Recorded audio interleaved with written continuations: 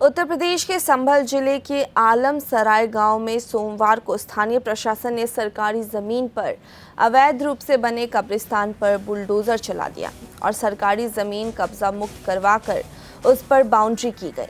अधिकारियों ने बताया कि इसकी शिकायत एसडीएम कार्यालय में की गई थी, जिसमें जांच के बाद ये कार्रवाई की गई है।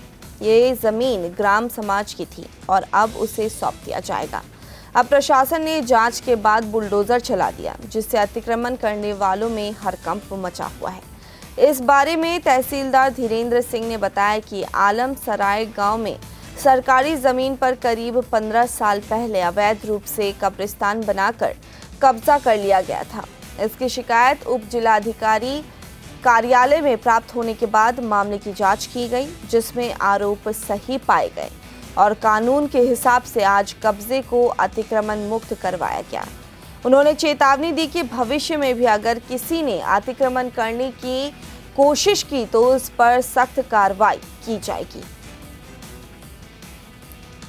ये ग्राम आलमसराय में बंजर की लैंड थी, जिस पर की कब्रिस्तान के रूप में कब्जा कर लिया गया था और इस पर शिकायत हुई, जिस एसडीएम महोदया के समक्ष दोनों पक्षों की विस्तृत सुनवाई की गई और सुनवाई के बाद यह पाया गया कि यह भूमि वास्तव में बंजर की है, जिस पर अवैधानिक रूप से कब्रिस्तान बना करके कब्जा कर लिया गया था।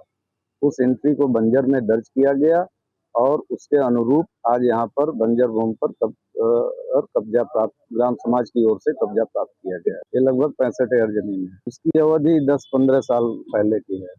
अब ये रिपोर्ट डीएम साहब को भेजी जाएगी, डीएम साहब के स्तर से इस पर एक्शन लिया जाएगा।